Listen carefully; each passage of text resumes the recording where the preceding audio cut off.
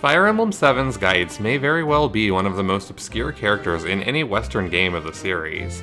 With somewhat obscure conditions needed to even see him in the first place, I've seen a lot of longtime players of the series who have never even met him in-game. Really, you'd be forgiven for not knowing who this character even is. But is there enough content about such an obscure character to even really have anything to discuss? Well, you're watching a character analysis video about him, so, probably? Geitz is a warrior met on either Chapter 23 or 24, depending on which mode you're playing on, but only under somewhat obscure conditions. To encounter Geitz, the sum of your 3 lords levels has to be at least 50. While not an overtly difficult condition to meet if the player is explicitly trying for it, many players will bench one or both of their non-main lords and won't end up meeting Geitz, leading to his relative obscurity.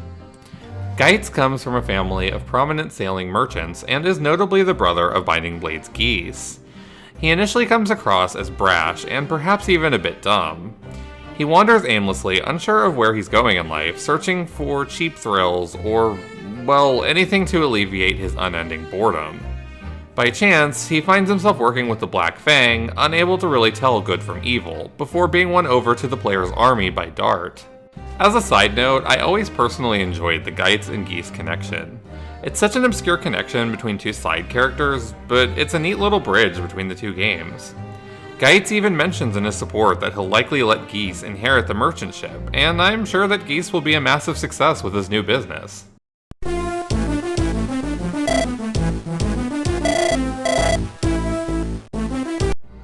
Great! But like with many other characters in the series, the player needs to read into many of his supports to get the full picture of who Geitz really is. Where he initially comes across as shallow and fickle, many of his supports reveal the circumstances of his past, which ultimately lead him to the crossroads that he's at in his life. Like with other characters that I've covered, a critical detail of Geitz's character is buried in a very specific support, particularly his support with Fiora. As a child, Geitz sailed with his father and was proud of the seemingly noble work that his family was doing. As Fiora recounts, the sailing merchants delivered critical food to the barren, snowy Ilia, allowing them to endure the harsh winters. When Fiora tries to thank him for this, however, Geitz shuts her down entirely. You see, the ship that Geitz's father ran held a dark secret. It used slaves for labor, even going as far as to use children to row their boat. When the slaves collapsed from exhaustion, they would be tossed overboard and quickly replaced. It's this discovery that altered the course of Geitz's life and led to many aspects of his personality and even his mannerisms as an adult. Geitz admits that he felt a great deal of guilt over the slaves that his father used for their ship, stating that he felt personally responsible for what happened to them. Disgusted by the situation, he disowned his father and left to forge his own path in life, leading to something of a crisis of identity, as well as the burden that Geitz seems to carry in much of his dialogue years after the fact.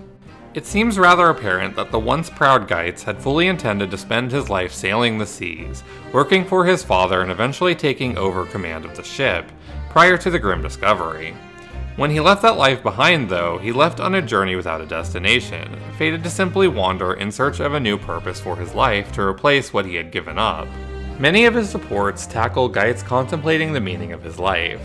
Several of his subsequent supports touch upon this theme in different ways and offer differing perspectives on pursuits that he might apply himself toward or ways that he might find meaning that he lacks in his life. The first, and most outwardly lighthearted, support to cover this idea is his support with Dart. In this conversation, Geitz begins it in his default state in life, being bored. With nothing to do, except for, the battle that he would have to be in to get the support in the first place, he approaches Dart, who is busy, folding up a treasure map. Okay. Dart quickly berates him for not committing to anything in his life, and later advises him to throw himself into the first thing that he sees. As their conversations continue, Geitz admits that when he saw the pirate Dart and his raggedy ship, he was actually deeply jealous. While he was on a much nicer merchant ship, he resented the pride that the pirates took in their ship and their, work. Let's call it work. Geitz quickly realizes that the life of a pirate is one that always appealed to him and decides to commit to Fargus's crew following the fighting. This support gives the player their first taste of Geitz's deeper issues with commitment and his loss of purpose following his tragic discovery. As mentioned earlier, it's clear that Geitz isn't sure what to do with his life after the path that was set for him was destroyed. He merely wanders, utterly lacking in purpose, something that others are quick to point out and berate him for. He can't commit to anything for more than 30 minutes and always seems to find himself bored. However, I do find it interesting that Geitz always envied Dart's life. While many of his actions later are certainly spurred by his father's use of slaves, this support does hint that he always held some degree of wanderlust and that, perhaps, he was always fated to the life of a wanderer. Whether he might have eventually found such pride for his own ship if he had taken over it or not is up for debate, but it is interesting that the life of a pirate always called to him. Dart's suggestion of simply finding something that appeals to him and throwing himself into it without thinking ultimately offers the first possible answer to how one might find value in their life. This line of thinking suggests a deeply hedonistic, irresponsible life, one without much forward planning and likely one with very little responsibility. While it's far from what most people would consider to be an ideal life, it does present one interesting philosophy on life, especially coming from Dart, a rather straightforward character who very much lives in this manner, searching for treasure and enjoying his pirate life without much regard for anything else. Geitz's story continues in his support chain with Isidora. This honestly pretty funny support centers around a young bird nesting in Geitz's hair. While an outwardly annoyed Geitz claims that he hates it, Isidora finds the entire situation hilarious and soon names the bird Wilson. This support gives a little bit more introspection upon Geitz's personality and a bit more insight into his good side. Though he repeatedly claims that he wants to be rid of the bird, it quickly becomes apparent that he's fond of him. He feeds the bird, frets over his name, and is eventually pretty clearly upset by the bird's departure, though he, of course, claims that he's happy to see him go. Definitely. We all definitely believe you, Geitz. However, a certain line from Isidora adds deeper meaning to the support chain beyond just showing Geitz's softer side. Late in the support, after Wilson has already left, Isidora speculates that the bird may have flown ahead to a place where they both belong. This draws a clear parallel between Geitz and Wilson, as they are both wanderers, looking for a place to call home, and while they may nest for brief periods, they're still searching for that place where they can truly belong. In fact, if I may show my English major side for a moment, birds are extremely commonly used as symbolism in literature, often representing freedom and independence. Much like the bird, Geitz has found his own independence from his monstrous family, yet he did not find true salvation in that independence, and instead found that it came with its own burdens. He clearly doesn't know where to go or what to do with his life, and finds that independence comes with its own struggles. The ending to this support line also adds a dash of optimism to the overall character, showing that Geitz may well find where he belongs in spite of everything. Though he is lost, eternally wandering on a journey with no destination, it seems like there's still hope for him to find his answers and find genuine fulfillment in his life after all. Where the Dart support chain was more focused on the present and simply living day to day, this support is more focused on the future, the idea that hope might still be waiting even for someone who is currently lost. And last, but certainly not least, is Dorcas. Right off the bat, the fact that Geitz and Dorcas are paired up for supports is thematically interesting to me. The two characters are essentially foils for one another. Where Geitz lacks purpose in his life and struggles to decide how to live, Dorcas is fiercely simple, with his lone goal being to buy medicine for his ailing wife. And indeed, this thematic difference quickly comes up in the dialogue through a discussion of their differing fighting styles. Geitz finds himself impressed by Dorcas's indiscriminate style of fighting. Dorcas is willing to attack anything that gets too close to him to protect himself, something that he attributes to needing to return home to his family at all costs. This is contrasted with Geitz's own style, which is more wild and unrestrained, as if he does not care if he lives or dies. When confronted about this, Geitz admits that he has no problem facing death. Once more, he questions the meaning of his life, this time directly tackling the question and openly admitting that he ponders the value in his life. Dorcas is rather perplexed by this line of thinking, as he sees it as a luxury to be able to think about such abstract concerns. Geitz admits that, certainly, he has been extremely fortunate in his life, and that even being able to ponder the meaning of his life is indeed a luxury. As the support chain progresses, he finds another possible answer to his eternal question: living for others. Though he has disowned his family and does not have anyone waiting for him to return, Geitz saves Dorcas between supports and finds a dash of momentary happiness at this act. Additionally, he is openly intrigued by Dorcas's devotion to his wife. While no support offers Geitz a romantic pairing of his own, this particular dialogue opens up the idea of simply living for others, putting everything into ensuring their well-being and staying alive for their sake. That could take the form of saving a friend or finding a lifelong partner, but either option gives Geitz something to consider living for. I'd also like to call special attention to his willingness to die and examine it beyond him simply lacking a purpose in his life, however. In the Fiora support, Geitz noted that he felt as though he was personally condemning the slaves that his father used to their fate himself, and I believe that his lack of regard for his own life stems from this feeling. It's clear that, well into his adult life, he still harbors deep guilt for his father's actions. I believe that this guilt is a critical element of his character that largely informs the rest of his behavior. I'll go into a little bit more detail about that later, but I do think it's worth calling special attention to for now. As a small aside, Geitz actually does have a fifth support partner in Corel, but I really didn't see much to discuss with this one. It's mostly just about Corel wanting to fight with Geitz, and Geitz finding him weird and edgy, which is absolutely a correct read on Corel's character. But the supports that do focus around Geitz tell a pretty interesting, if open-ended story, primarily focusing on the trauma of a singular event and his struggle to find meaning in his life. Early in his life, Geitz discovered that his father was a monster, a man who held little regard for the lives of others. The horror of this discovery and the subsequent guilt that it instilled in him turned him from a would-be merchant to an aimless wanderer, someone lost in life without a goal.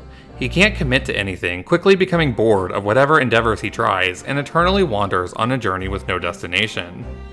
From all of these support chains, it's fairly clear that Geitz is much more sensitive and introspective than he comes across at a glance. Though he seems like a tough, crass brute, he cares more for animals than he lets on. The suffering of others at the hands of his own family clearly affects him greatly, and he spends a good deal of time fretting about his circumstances and future. While the tough guy with a heart of gold is hardly a unique character archetype, I could personally name like a dozen of them off the top of my head, I do appreciate that Geitz is handled well. The game isn't really in your face about his sensitive side, yet it's undeniably present across a number of his supports, and his emotions do become a central focus of his character as you dig deeper into what he's all about. Additionally, I believe that there is another side to Geitz that isn't heavily emphasized in the supports, but which I do believe can be interpreted through subtext. Namely, I believe that Geitz is written to be suffering from depression to some degree. There are many elements in his supports that point me in this direction. As previously covered with regards to his Dorcas supports, Geitz has very little regard for his own life and fights without caring if he dies.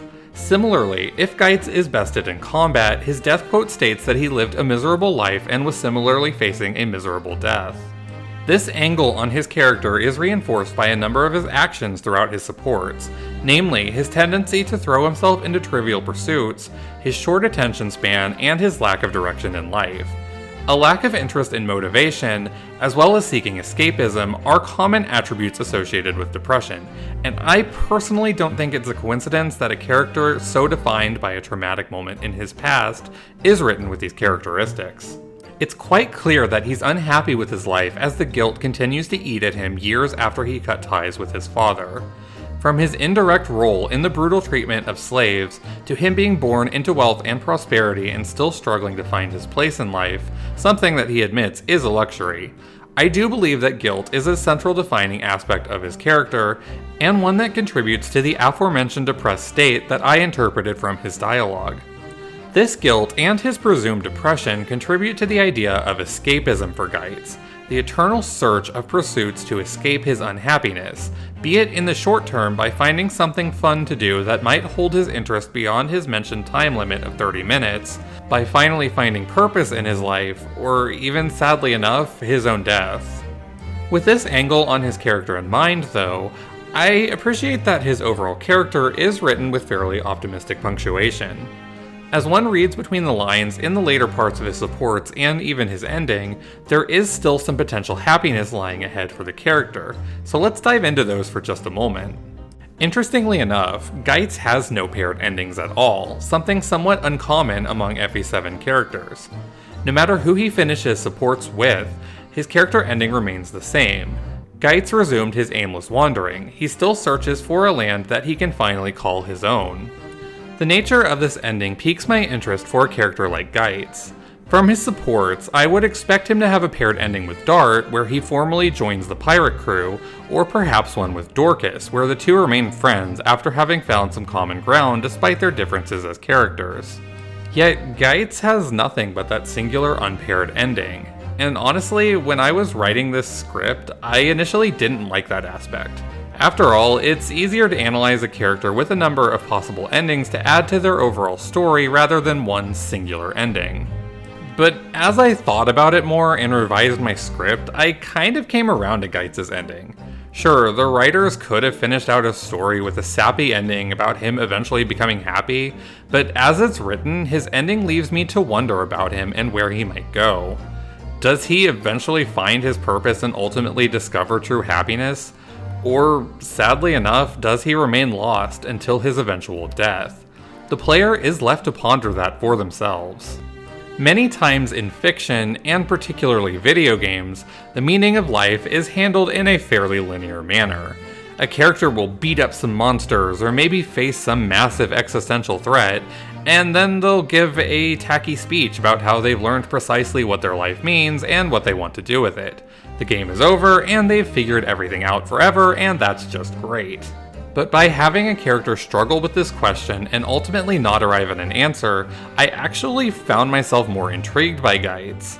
He isn't given some ham-fisted solution to his problems, and like with real people, the ultimate answer lies with him. The ambiguity regarding whether or not he'll eventually find his way makes him all the more interesting to me. Given the content of his supports, I personally choose to believe that Geitz will eventually find his purpose, whatever it might be. Whether he reunites with Wilson in the place where he truly belongs, throws himself into a reckless and hedonistic life, or finds a person to dedicate himself to, I do believe that there are enough breadcrumbs in his supports to point to some hope still remaining for the man. A myriad of possibilities are presented with regards to his ultimate fate, and whether none or all of them ultimately end up coming to pass, I personally believe that Geitz will find his way in the end. I find Geitz to be a surprisingly compelling character, especially for one with no real role in the main story and who can be so easily missed by many players. His appearance and initial mannerisms cast him as a joke character, a burly brute of a man who can't really tell one side from another before he's recruited. And look, to be blunt, when I first mentioned being interested in doing an analysis video on Geitz, I was told to look for someone else, because Geitz supposedly wasn't interesting enough to talk about. But that actually kind of made me want to do this video even more. I think that Fire Emblem has some genuinely interesting and surprisingly complex characters that largely get overlooked, but it takes a lot of digging through supports to really see them. Few characters represent that idea more than Geitz, a character who only has a few comedic lines of dialogue prior to his supports, and who won't even be seen by most players doing a casual run.